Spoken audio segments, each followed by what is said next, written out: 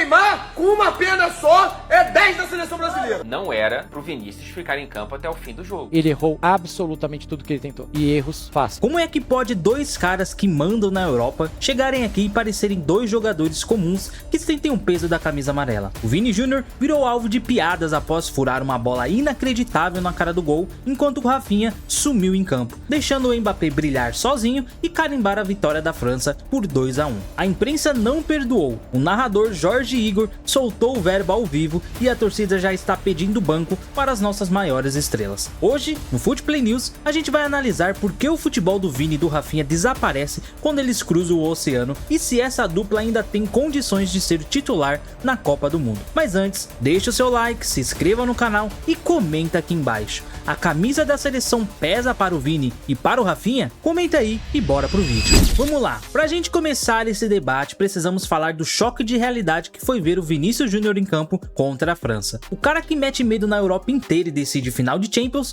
parecia um clone sem confiança nos Estados Unidos. O Ancelotti deu a camisa 10 para ele, colocou o moleque perto da área para decidir, mas o que vimos foi um festival de erros que ninguém esperava. Enquanto o companheiro do Real Madrid, Kylian Mbappé, era letal e ditava o ritmo do jogo com a frieza absurda, o Vini Júnior se atrapalhava com a bola nos pés. É assustador notar como o nível de intelecto tático do jogador parece diminuir quando ele veste a camisa da seleção brasileira. No Real, ele é o rei. No Brasil, ele tem se tornado um jogador de volume que produz muito pouco resultado prático, deixando o torcedor irritado com a falta de objetividade em lances que seriam gols certos lá na Espanha. E o problema não para no Vini. O Rafinha, que vive uma fase de monstro no Barcelona, sendo um dos melhores jogadores do mundo na atualidade, foi uma decepção gigante. No clube espanhol, ele é agressivo, chuta de fora, dá assistências e lidera o time. Na seleção, ele parece um jogador burocrático que tem medo de arriscar. A mídia esportiva não poupou críticas, afirmando que o Rafinha está jogando muito abaixo do que entrega na Europa. Ficou claro que se o Brasil quisesse almejar o Hexa, esses dois jogadores precisam jogar perto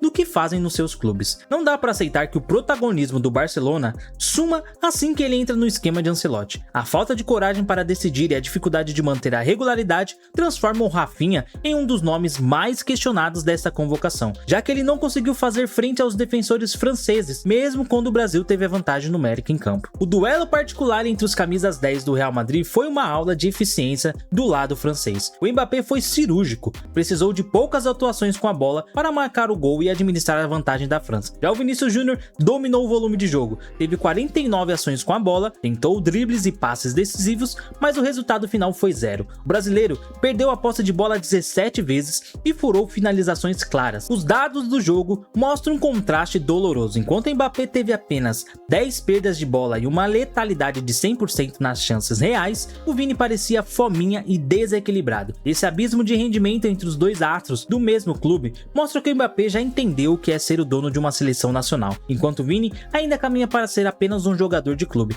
incapaz de carregar o piano da seleção brasileira nos momentos de maior pressão. O momento que realmente fez a torcida explodir de ódio aconteceu nos acréscimos do segundo tempo. Aos 51 minutos, o Brasil perdia por 2-1 e o Bremer achou um passe magnífico que deixou Vinícius Júnior livre, cara a cara com o goleiro francês. Era o gol do empate e o lance para redimir a atuação ruim. Mas, o que o Vini fez? Ele simplesmente furou a bola na tentativa do chute de primeira. Foi uma cena ridícula para um jogador que disputa a bola de ouro.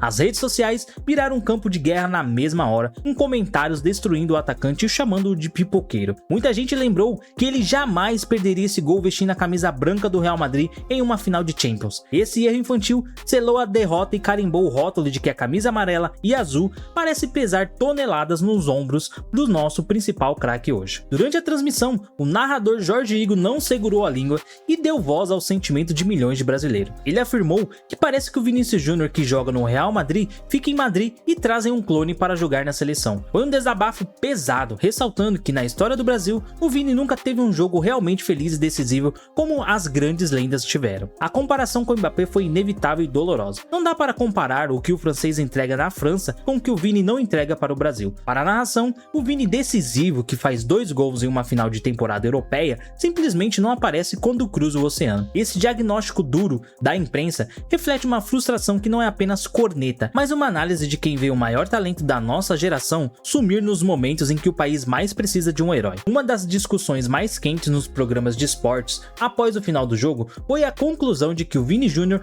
caminha para ser apenas um jogador de clube. É um termo pesado usado para descrever atletas que brilham em times super organizados na Europa, mas o que não conseguem ter a mesma liderança técnica em uma seleção. Com mais de 50 jogos pelo Brasil, o Vini tem pouquíssimas atuações memoráveis, o que é um número alarmante para alguém do seu tamanho. Alguns comentaristas chegaram a dizer que o melhor momento dele foi na Copa de 2022, e mesmo assim ele foi substituído no jogo de eliminação. Existe um temor real de que ele nunca consiga atingir o patamar de protagonista que o Brasil exige para ganhar o Mundial. Se o Vini não conseguir transferir o seu futebol de Madrid para a seleção, o Brasil continuará sendo um time de coadjuvantes que teme diante de grandes potências europeias. No meio de tanta atuação ruim de Vini Júnior e Rafinha, um nome foi exaltado como o exemplo a ser seguido: Luiz Henrique. Para os analistas, o ex-jogador do Botafogo é o único que mantém na seleção o mesmo futebol que joga no seu clube. Ele entra sem medo, tem coragem de arriscar o drible e vai para cima e não se intimida com o peso da camisa. O contraste foi nítido. O Brasil só começou a criar perigo real contra a França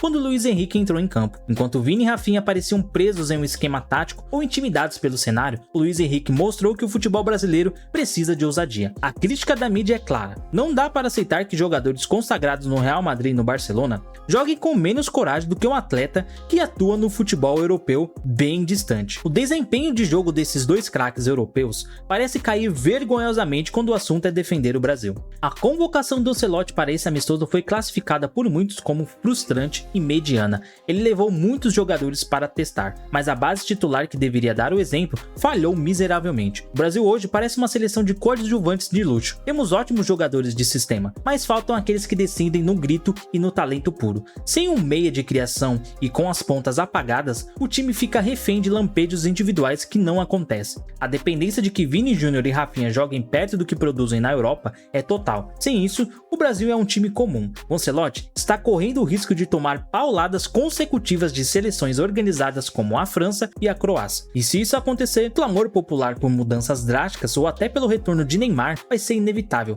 A máquina de testes do italiano pode acabar destruindo a confiança do time titular antes mesmo da Copa começar. Entregar a camisa 10 para o Vini Júnior foi um gesto de confiança, mas o resultado em campo mostrou que o número talvez esteja pesado demais. Historicamente, a 10 do Brasil é o cara que resolve, que inventa e que comanda. O Vini, por mais talentoso que seja, ainda não mostrou essa veia de liderança técnica. Ele se perde em reclamações, erra passes simples, que se isola na ponta esquerda esperando que o jogo aconteça para ele. A falta de um cérebro no meio campo agrava o problema, mas a omissão do Rafinha e do Vini na construção de jogadas é o que mais irrita a torcida. O Brasil está vivendo um vácuo de liderança técnica onde ninguém quer assumir a responsabilidade de ser o herói. No Real Madrid, o Vini tem um suporte de um sistema perfeito. Na seleção, ele é cobrado para ser o sistema e até agora ele tem falhado sistematicamente nessa missão, deixando o torcedor órfão de um ídolo que decida jogos grandes. O termômetro das redes sociais após a derrota para a França foi de puro ódio e revolta. Comentários como Vini é banco nessa seleção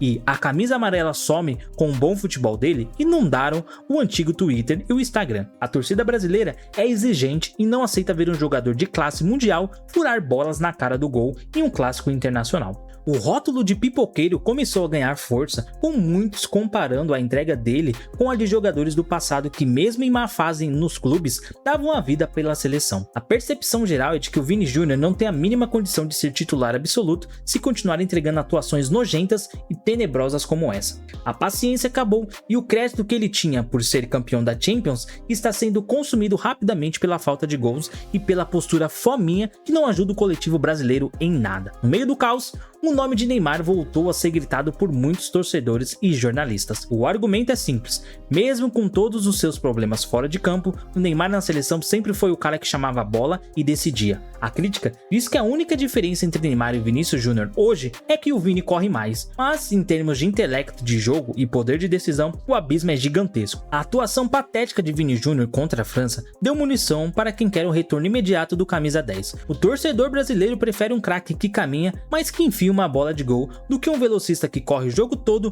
e fura a bola no último minuto. Essa comparação vai perseguir o Vini até que ele consiga ter atuações de gala que mude o destino da seleção em uma partida eliminatória, algo que até agora parece um sonho bem distante. Bom, no fim das contas, o amistoso contra a França serviu como alerta vermelho para o projeto de 2026. O Brasil não pode depender de nomes que brilham na Europa, mas se escondem na seleção. Vinícius Júnior e o Rafinha receberam um ultimato silencioso do torcedor. Ou eles jogam o que sabem, ou o banco de reserva será o destino inevitável. Não dá para ir para uma Copa do Mundo com clones dos nossos melhores jogadores. O Ancelotti precisa encontrar uma forma de destravar o futebol dessas estrelas. Caso contrário, o Brasil continuará sendo um time de boas intenções e resultados medíocres. A derrota por 2-1 foi justa e humilhante, especialmente pela forma como Vini Júnior desperdiçou a chance do empate. Agora, o foco está em como esses jogadores vão reagir à pressão absurda que virá daqui pra frente. A máquina não pode parar, mas se continuar nesse ritmo, o sonho do Hexa vai virar mais um pesadelo histórico em um solo americano. Mas e aí? Na sua opinião, o Vinícius Júnior e o Rafinha devem perder a titularidade para jogadores com mais coragem,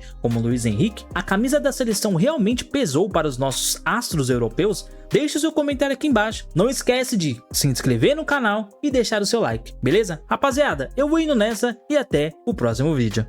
Seu chão, craques em ação, análise no som, de play é paixão, fute play é paixão.